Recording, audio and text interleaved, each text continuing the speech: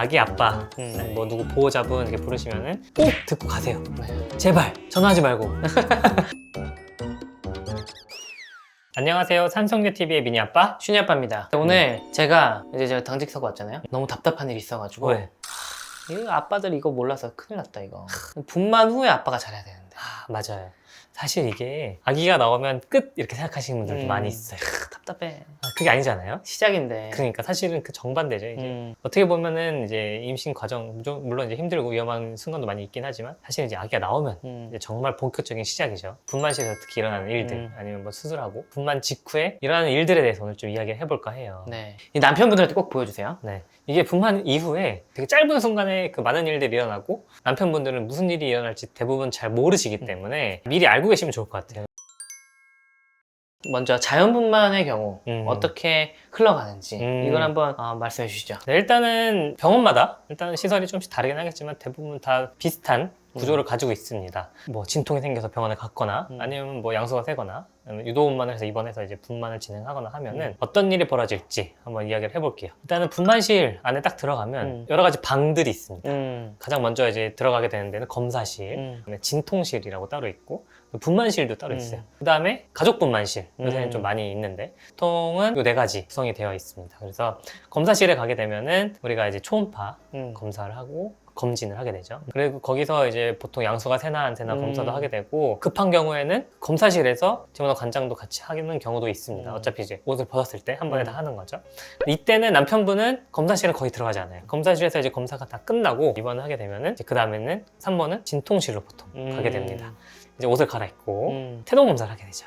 보통 이제 이때 하는 검사는 태동 검사라고도 하지만 진통이 얼마나 오는지 수축 강도를 주로 보게 돼요. 맞아요. 그래서 여기서는 본격적인 진통이 시작되기 전까지 대기를 하는 장소라고 생각을 하시면 됩니다. 진통을 겪는 방이네요. 맞아요. 그래서 이름이 진통실이에요. 그것만 약 처음 시작할 때 보통은 진통실에서 시작을 해요. 왜냐면 이게 언제 진통이 시작될지 모르거든요. 맞아요. 그래서 여기서 기다리다가 자궁경부가 한 3에서 5cm 정도까지 열리면서 이제 진짜 진통이 시작됐다 라고 판단이 되면 가족분만실을 만약에 이용하겠다고 신청하신 분 같은 경우는 가족분만실로 이제 이동을 하게 됩니다. 근데 만약에 가족분만실이 병원에 없거나 나는 그냥 가족분만실 안 쓰겠다 이렇게 하신 분들은 진통실에서 분만 직전까지 대기를 하게 돼요. 자, 이제 여기서 분만을 딱 들어가요. 이제 남편분도 같이 들어갈 수 있잖아요. 이때 뭘 알아야 되죠, 남편분이? 일단은 가족분만실에서 만약에 분만을 하게 되면 옆에서 계속 있다가 그 자리에서 이제 바로 분만을 하니까 밖에서 이제 나가서 좀 기다리다가 들어오세요 하면 들어가면 돼요. 그리고 이제 만약에 진통실에 계속 있다가 일반 분만실에 가서 분만한다 그러면은 그것도 똑같이 밖에서 기다리고 있다가 들어오라고 하면 그때 들어가면 됩니다. 이때 들어가서 남편분이 해야 될 거는 중요한 게 딱 3가지가 있습니다. 네. 자, 1번. 1번은 옆에서 아내분과 호흡을 같이 하는 거. 진통할 때 옆에서 힘주기 할 때 호흡하는 게 굉장히 중요해요. 그때 남편이 옆에서 같이 호흡을 맞춰주면서 응원을 해주셔야 됩니다. 2번째는 아기가 나오고 나서 탯줄을 잘라야 돼요. 3번째, 사진 찍는 거. 맞아요. 네, 그래서 사진 찍어야 돼서 카메라를 꼭 가지고 가야 돼요. 맞아요. 핸드폰은 꼭 주머니에 넣고 계셔야 돼요. 만약에 사진 안 찍으면 정말 평생 힘들 수 있습니다. 네. 근데 저는 여기서 한 가지 주의사항 말씀드리고 싶은 게 의료진을 함부로 사진 찍으시면 안 됩니다. 네. 요즘은 그래도 마스크를 쓰고 있으니까 좀 괜찮긴 한데 의료진들도 다 프라이버시가 있거든요. 특히 동영상 찍는 거는 주치의사님한테 미리 허락받아야 돼요. 맞아요. 네. 일단 크게 3가지를 말씀드렸는데 좀 더 자세히 들어가서 얘기를 해보자면 분만을 하러 같이 들어간다고 해서 아기 봤는데 옆에 가가지고 같이 아기 나오는 걸 보는 건 아니에요. 산모분 옆에 가 있죠. 머리맡에 가서 계시는데 그때 이제 대부분 이제 가운도 입고 맞아요. 모자도 쓰고 감염을 예방하기 위해서 그렇게 이제 좀 준비를 하고 들어가게 됩니다. 이 가운도 재밌는 게 우리가 평소에 옷 입는 거랑 반대로 입어야 되잖아요. 맞아요. 근데 이거를 거꾸로 입는 분들이 계세요. 헷갈려가지고 그게 아니라 앞치마처럼 입는 거다. 맞아요. 이거 아셔야 돼요. 그래서 이거는 그냥 입혀주는 대로 그냥 따라서 입으시면 됩니다. 그리고 나서 이제 탯줄을 자르게 되는데 생각보다 좀 무서워하시는 분들이 있어요. 맞아요. 너무 무서우시면은 꼭 해야 되는 건 아니니까 그때는 그거는 이제 저 못하겠습니다 이렇게 얘기하시면 되고 꼭 해야 되는 건 아니에요. 그런데 만약에 하기로 하셨으면은 그때는 이제 무균 장갑을 끼워드릴 겁니다. 가위도 무균 가위예요. 정말 조심해야 되는 게 무균 장갑과 가위를 딱 손에 쥐었으면 이때부터는 아무것도 만지면 안 돼요. 맞아요. 오로지 탯줄만. 뭐 갑자기 안경이 좀 내려온 것 같아. 이거 딱 안 됩니다. 안 돼. 머리가 가려 참아야 돼요. 뭔가 해야 될 것 같다. 옆에 간호사한테 얘기하세요. 땀 좀 닦아주세요. 이렇게 해도 돼요. 이제 수술방에 의사가 됐다 생각하시면 돼요. 세균이 들어가면 애기들 진짜 신생아 폐혈증 올 수 있어요.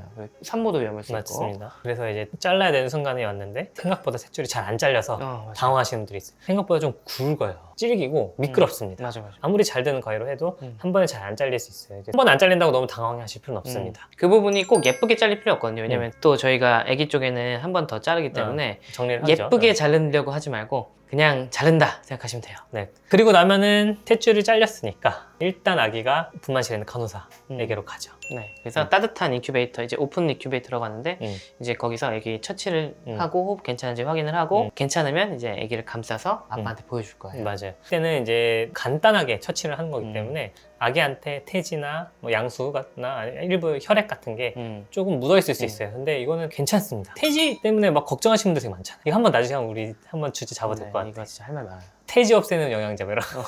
그거 약 드셔.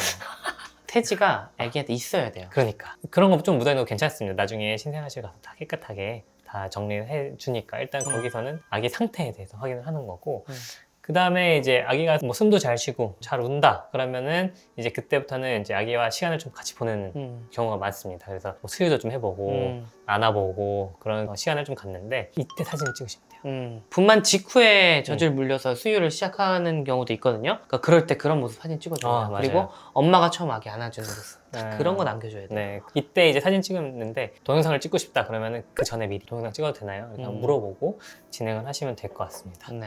근데 의사는 밑에서 엄청 바빠요. 음. 태반도 빼야 되고 뭐 출혈 있나 없나 아기 확인해야 되고 뭐 긴장된 상태예요 이때가 제일. 근데 아기가 막 우니까 울면은 사실 의사 입장에서 너무 안심을 하거든. 울음소리 들어야 안심되죠. 맞아요. 엄청 크게 운다? 더 좋아. 가끔 보호자나 아니면 엄마들 중에 우리 애기 왜 이렇게 왜 울어요? 맞아. 이게 뭐 불편하거나 응. 우리가 뭐 아프게 한 줄 아는 분들이 있어. 근데 이때는 울면 울수록 크게 크면 크게 울수록 건강하다는 뜻이에요. 맞아요. 그러니까 이거는 걱정하실 필요가 없습니다. 오히려 안 울고 소리가 너무 작다. 그럼 그때는 정말 긴장을 해요.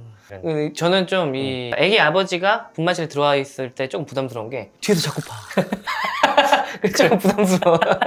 그런 경우가 있습니다. 네. 그때가 이제 아기와의 첫 만남 시간 굉장히 소중하고 잊지 못할 순간이니까 기록 많이 남기시고 이런 시간을 좀 길게 가지면 좋겠지만 신생아실로 또 가야 되잖아요. 네, 아기 체온 유지 때문에 빨리 신생아실로 가서 따뜻한 곳으로 이동을 해야 됩니다. 네, 그래서 이때 이제 아기가 인큐베이터에 다시 들어가서 이동할 때 남편분이 따라가셔야 돼요. 이제 아빠가 된 거예요. 또 다른 보호자가 된 거예요. 맞아요. 이제 또 행정적인 절차를 해야 되는 게 있고 뭐 접수를 해야 되는 경우도 있고 많습니다. 네. 아기가 건강하게 잘 태어났고 이런 연락들, 가족들의 연락을 빨리 하고 싶으시겠지만 이거는 나중에 신생아실 다 들어가고 아내에게 돌아와서 그때 하셔도 늦지 않아요. 맞아요. 뭐 그때 막 어머니, 부모님께 막 연락하고 있으면은 당장 이제 아기에 대한 설명을 막 해준단 말이에요. 지금 뭐 앞으로 어떻게 할 거고 뭐가 있고 뭐 그때 막 결정해야 될 것도 있잖아요. 근데 막 카톡하고 있고 사진 보내고 있고 전화하고 있으면은 그러면 안 돼요. 나중에 어떻게 하실 거예요 물어보는데 기억도 안 나. 그럼 이제 아내분에게 또 혼나는 겁니다. 이게 제가 어제 겪었던 답답한 일이 이거였어요. 애기가 태어나서 이제 신생아실로 갔어. 근데 갑자기 아빠가 사라진 거예요. 저기 가서 전화하고 있는 거예요. 어디 구석 가서. 안 돼. 이러시면 안 돼요.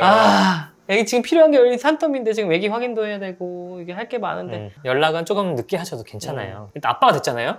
아기가 우선이 돼야 돼요. 아기에게 필요한 게 뭔지 이런 것들 잘 모르겠으면 좀 물어보면서 기록도 하시고 아빠로서의 역할이 이제 시작이 되는 겁니다. 네. 자, 그래서 이제 분만 잘 마치고 다 처치를 한 다음에 병실로 이동을 했어요. 네. 그래서 이제 쉬면 돼. 네. 이때도 산모분은 쉬어야 되지만 남편분은 쉬면 안 되죠.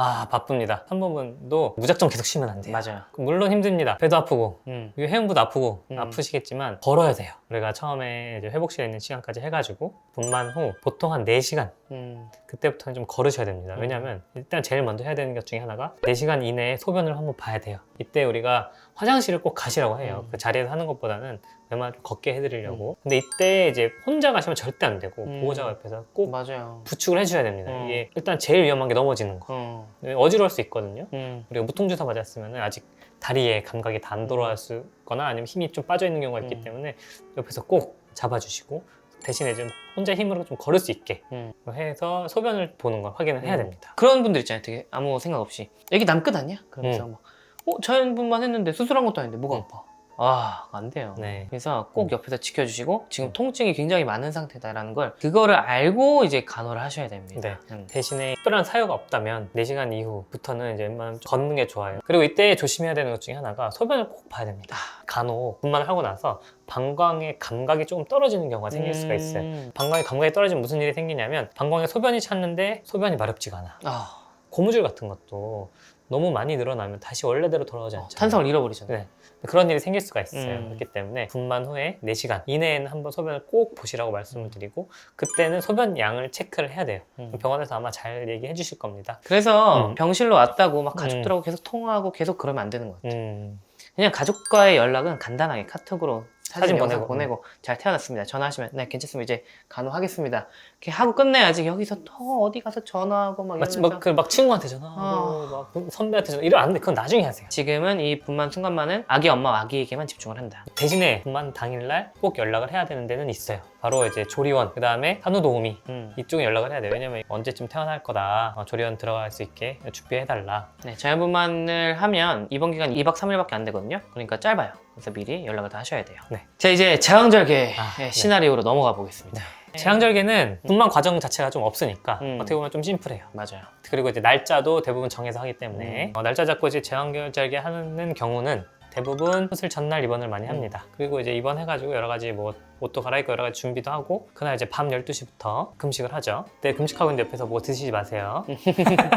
수술 이제 보통 시간이 이제 다음날 몇 시라고 이제 정해주게 되는데 한두 시간 전에 이제 수술실로 이동해가지고 그 앞에서 이제 미리 대기를 하고 준비를 하게 됩니다. 근데 이제 이게 수술 시간이라는 게 첫 수술이 아니면 사실 첫 수술도 마찬가지긴 한데 완전히 픽스는 아니에요. 미리 이제 스케줄을 짜놓기는 하지만 충분히 바뀔 수가 있어요. 맞아요. 이거 어떻게 생각하셔야 되냐면 수술방이 정해져 있잖아요. 그러니까 만약에 우리 집에 화장실이 하나야.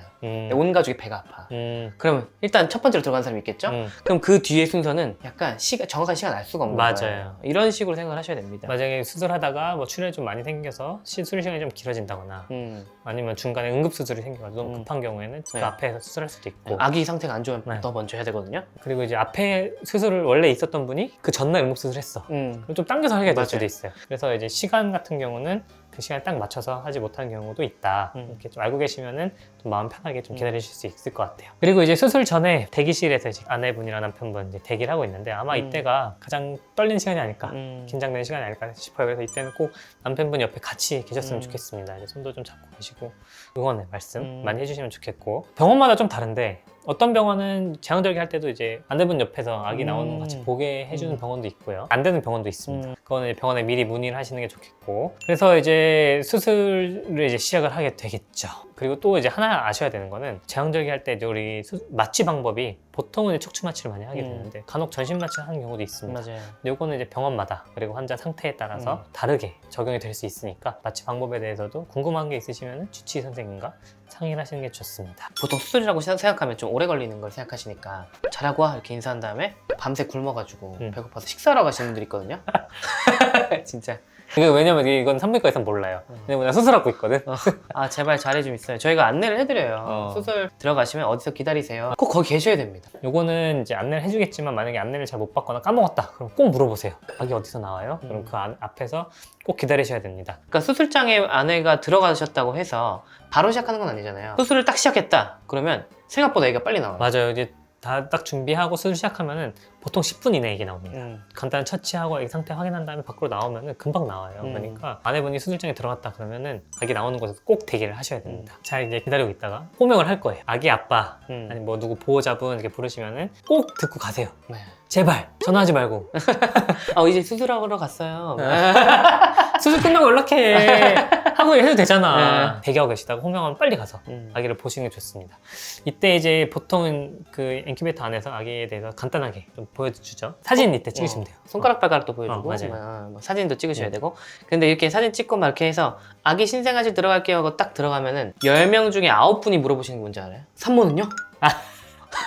의사 입장에서는 진짜 아무것도 모르시는구나 이 생각이 들어요. 왜냐면 아기는 수술 초반에 빨리 나오고 맞아, 10분 이내 빨리 나오니까. 네, 그 이후에 수술은 더 긴 과정이 남아있거든요. 이제부터 이제 산부인과 의사의 역할이 시작이죠. 네, 그래서 아기는 그냥 그 수술 초반에 나와가지고 그냥 신생아실 가는 거였는데 그 아기가 나왔으니까 산모분도 수술이 끝났다고 생각하시는 분이 되게 많아요. 내년 태반도 꺼내고 봉합하고 지혈하고 마취도 깨야 되고 회복실에도 가셔야 되니까 이 시간이 꽤 깁니다. 그래서 이때 아기가 신생아실에 들어가고 수술을 잘 끝났다 그런 얘기를 들었으면은 이때 가족분들에게 연락을 하시는 게 좋은 것 같아요. 맞아요. 근데 이제 제왕절개 끝나서 이제 수술 잘 마무리해가지고 병실로 올라오시면 이제 또 간호를 해야 되잖아요. 이때 주의해야 될 게 뭐가 있죠? 일단은 제왕절개 하면은 그날 당일은 소변줄을 좀 끼고 계실 겁니다. 그래서 그냥 가만히 회복을 하고 누워 계시는 게 원칙이기 때문에 척추 마취를 했다면은 옆에서 이제 통증이 있는지 옆에서 이제 필요한 게 뭐가 있는지 이런 걸 옆에서 잘 간호하시면 되고 혹시 전신 마취를 했다. 그러면은 환자는 굉장히 졸려요. 맞아요. 마취가 아직 좀 덜 깼기 때문에. 근데 이때 깨우셔야 돼요. 왜냐면 이 마취약 중에 호흡을 좀 억제하는 약들이 있어요. 근데 만약에 옆에 의료진이 있다 그러면 호흡이 약해지면은 우리가 뭐 여러 가지 산소를 공급하든지 이런 걸 할 수가 있는데 병실에서는 그게 좀 어려워요. 그러니까 아마 설명 다 해드릴 겁니다. 참 못 자게 좀 옆에서 계속 깨우세요. 옆에서 계속 뭐라 쫑알쫑알 해줘야 돼요. 저희 신현마가 제왕절개 해서 그 전신 마취를 했는데 이 끝나고 깨우는 게 너무 힘들었어요. 힘들어요. 아파! 이랬는데 일어나! 그래서 제가 이제 슈니 사진을 보여줬거든요. 이게 우리 아들이야 이렇게 했는데 막 태어난 애기는 좀 쭈글쭈글 하잖아요. 그치. 그러니까 아파! 이렇게 보다가 왜 이렇게 못생겼어! 아들을 맞아요. 처음 본 네. 엄마의 첫 마디가 네. 왜 이렇게 못생겼냐는 말이었는데 근데 뭐 보는 기억이 안 난대요. 그럴 것 같아요. 약에 취해 있었기 때문에. 근데 이게 저는 이게 마취약 때문도 있는데 항상 걱정되는 게 이게 자궁무력증이 있으셔서 네, 나중에 생긴 경우 있잖아요. 출혈이. 근데 이런 경우에 의식이 처지는 거를 깨우지 않으면 모를 수 있어요. 맞아요. 이게 되게 위험하더라고요. 네. 실제로 저는 전에 들은 이야기가 있어요. 밤에 응급분만을 한 거예요. 그러니까 남편분이 그냥 재운 거예요. 그 아내분이 잘 자는 줄 알았는데 산후 출혈이 뒤늦게 터져가지고 의식이 처진 걸 몰랐어요. 그래서 이런 위험한 경우도 있기 때문에 수술 끝나면 진짜 잘 깨우셔야 돼요. 네. 아마 이제 분만 직후에는 간호사도 이제 자주 와가지고 출혈 양상이랑 혈압 이런 것도 자주 잴 테니까 대신 옆에서 이제 보호자분은 잠들지 않도록 계속 열심히 노력하시는데 한 가지 팁을 드리자면 숨 쉬는 운동을 계속 시키시면 돼요. 전신 마취를 하게 되면은 기도석관을 해서 기계 호흡을 하잖아요. 전신 마취하고 나면 폐가 조금 쪼그라들어 있어요. 이게 무기폐라고 하는데 보통 이제 우리 구슬 들어있는 호흡 운동하는 걸 줄 겁니다. 병원에서 이렇게 들어 마시면 구슬이 이제 하나 둘 셋 올라가는데 이걸 열심히 해서 이제 쭈그러져 있는 폐를 펴야지 안 그러면은 여기 열이 날 수가 있습니다. 그래서 무기폐 때문에 열이 나면 굉장히 힘들기 때문에 옆에서 계속 이렇게 시키세요. 배 아파 힘들어 그러면 이제 다른 거 재밌는 거 TV도 좀 크게 틀어놓고 그런 식으로 이제 옆에서 여러 가지를 계속 시키셔야 돼요. 그리고 이제 그날 당일은 보통 이제 누워서 쉬기 때문에 이제 움직일 수 있는 보호자가 이제 아빠밖에 없어요. 그렇기 때문에 그날은 꼭 병원에 계시는 게 좋습니다. 어디 나가지 마시고 전화 오는 거 잘 받으시고 아기 관련해서 또 필요한 것도 있을 수 있기 때문에 병원에 꼭 계시는 게 좋고 그리고 이제 또 분만 후에 우리가 좀 무서운 것 중에 하나는 출혈도 있지만 혈전도 있어요. 맞아요. 그렇기 때문에 이제 압박 스타킹 이게 좀 불편할 수도 있지만 잘 신으시는 게 좋고 병원마다 이제 침대에 이제 마사지 기계 설치되어 있어가지고 이제 여기다 공기압으로 이렇게 마사지 해주는 기계가 있는 경우에는 그런 거 이제 열심히 해주셔가지고 혈전 방지 도와드리는 것도 굉장히 좋습니다. 그리고 이제 진통제 달고 나오시는 거죠. 그렇죠. 이제 무통주사 PCA라고 하는 거 이것도 마취가 이제 깨기 시작하면은 좀 아파요. 좀이 아니고 많이 아프죠. 그래서 누르기 힘들어하시면 옆에서 눌러드리고 진통제가 지금 많이 들어갔는데 너무 아파한다 그러면은 꼭 의료진 호출해가지고 좀 더 진통제 요구를 하시는 게 좋습니다. 네. 분만을 하고 나면 몸이 다 임신 전으로 확 돌아가는 줄 알아요. 그렇지 않은 몇 가지 좀 소개해 주세요. 많이 있죠. 이제 가장 흔한 거는 아기 낳는데 왜 배가 안 들어가? 근데 그거는 산모분들도 잘 몰라요. 아직 자궁이 많이 커져 있기 때문에 그렇습니다. 요건 자궁은 분만 후 한 2주 정도 지나야 골반 안으로 들어가기 시작을 해요. 우리가 정상적인 자궁 크기로 돌아가는 데는 한 달 정도 지나면은 정상적인 자궁 크기로 다 돌아간다. 이렇게 알고 계시면 됩니다. 그 다음에 우리가 또 남편분이 잘 모르는 것 중에 오로 출산 후에 생기는 정상적인 분비물인데 이거는 일주일 정도는 좀 빨갛게 나와요. 그러니까 이때 너무 놀라지 마시고 양이 많지 않고 양상이 괜찮다 그러면은 정상적인 오로다 생각하시면 돼요. 이거는 또 한 달에서 한 달 반 정도 4에서 6주까지 나올 수가 있습니다. 그 다음에 아기 낳아도 배가 엄청 아파요. 맞아요. 훗배알이. 훗배알이 진짜 무서워요. 이게 특히 이제 둘째 이후로 갈수록 좀 더 심해지는데 이거는 아프면 사실은 의사 입장에서는 좀 다행이에요. 왜냐면 이게 자궁 수축이 잘 되고 있으니까 지혈이 잘 되고 있구나 이렇게 생각을 하는데 너무 아프시면 진통제 아끼지 말고 뭐 주사를 맞거나 먹거나 이렇게 하시면 됩니다. 그리고 이제 간혹 이런 질문 많이 하세요. 이제 애기 낳았는데 부부관계 언제 해야 되냐. 근데 여러 가지 앞에 이유들 때문에 자궁 크기가 아직 정상적으로 돌아오지 않았다면 자궁 경부도 아직 다 안 돌아왔기 때문에 분만 후에 한 달에서 한 달 반 이후에 산후검진을 해요. 그래서 산후검진 하고 나서 이제 상처랑 이런 거 다 확인한 다음에 그때 이제 언제 하면 좋을지 상의를 하시면 좋습니다. 그러면 왜 그런 얘기 있잖아요. 분만하느라 막 힘주신 분들 땀도 많이 났고 막 씻고 싶다. 그런데 누구는 씻으면 관절이 막 아파온다. 씻지 마라. 우리나라 사람들은 씻으면 산후풍 온다. 외국인들은 다르지만 우리나라 사람들만 산후풍이 온다. 이런 말씀 하시잖아요. 이론상으로는 그날 해도 돼요. 좀 어지럽거나 화장실에서 넘어질 수도 있고 여러 가지 이벤트가 생길 수 있기 때문에 보통은 그래서 우리가 분만 다음날 샤워도 하시고 머리도 감으라고 말씀을 드려요. 그래서 저희 미니 엄마 같은 경우는 아기 낳고 다음날 미용실 가서 머리도 감았습니다. 우리가 아기 낳을 때 회음부 쪽에 소독을 열심히 하는데 그 중에서 이제 포비돈 우리가 빨간 약 같은 거 그게 시간이 지나면은 피부가 되게 가려워요. 그리고 이제 착색되는 경우가 있기 때문에 나중에 잘 안 지워질 수 있거든요. 만약 가능하면은 분만하고 다음날 흐르는 물로 닦으시면 됩니다. 그래서 저는 샤워하는 걸 좀 추천드리고 하고 나면 되게 개운해요. 만약에 너무 걱정이 된다. 아, 난 진짜 너무 산후풍이 올 것 같아. 우리 엄마가 하지 말래. 그러면은 샤워실도 좀 미리 따뜻하게 좀 데펴놓고 그 안에서 이제 옷도 다 입고 나오시면 됩니다. 그렇게 하시면은 아무 문제 없으니까 걱정하지 마시고 제왕절개 같은 경우는 이제 우리가 수술 자국이 있으니까 실밥 보통 일주일 있다 뽑거든요. 그러니까 그때 주치의 선생님한테 언제 샤워해도 돼요? 이렇게 물어보고 샤워하시면 되는데 사실은 너무 다른 부위가 너무 찝찝하거나 씻고 싶다 그러면 여기만 물 안 들어가게 방수 테이프 같은 거 붙이고 하셔도 돼요. 근데 이제 한 가지 주의해야 될 건 있어요. 통목욕은 한 달 뒤에 해야 됩니다. 이건 자연분만 제왕절개 둘 다 마찬가지인데 왜 그러냐면은 우리 자궁 경부가 분만 후에는 아직 좀 열려 있어요. 자궁 자체가 원래 크기로 돌아가려면 한 달 정도 걸리기 때문에 그 한 달이 지나야 자궁 경부가 다시 닫혀요. 그래서 그쪽으로 이제 물이 들어가면 자궁 안에 감염이 생길 수도 있기 때문에 통목욕 같은 경우는 자연분만이든 제왕절개든 둘 다 아기 낳고 한 달 뒤에라고 말씀을 드립니다. 네. 자, 오늘 좀 자세하게 알아봤어요. 영상이 좀 길게 나올 것 같은데 한 번은 잘 보시는 게 중요한 것 같은 게 자연분만 실패하면 제왕절개 넘어가기도 하잖아요. 네. 그러니까 한번 쭉 보시고 만약에 난 제왕절개 할 거다라고 하면 제왕절개 부분만 보셔도 될 것 같아요. 결국 중요한 건 이 어려운 것들, 사실 분만 이후에도 굉장히 많은 일들이 일어난다. 이걸 꼭 아시고 이걸 남편분에게 꼭 보여주셔야 된다. 맞아요.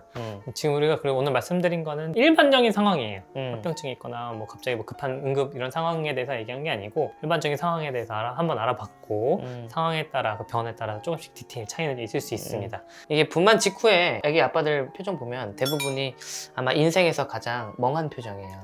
뭐 해야 될지 모르고 당황하고 그때는 그런 일이 벌어지지 않도록 오늘 영상이 많은 예비 아버님들께 또 도움이 되었으면 좋겠습니다. 네. 이 영상 보시는 모든 분들 순산하세요. 순산하세요.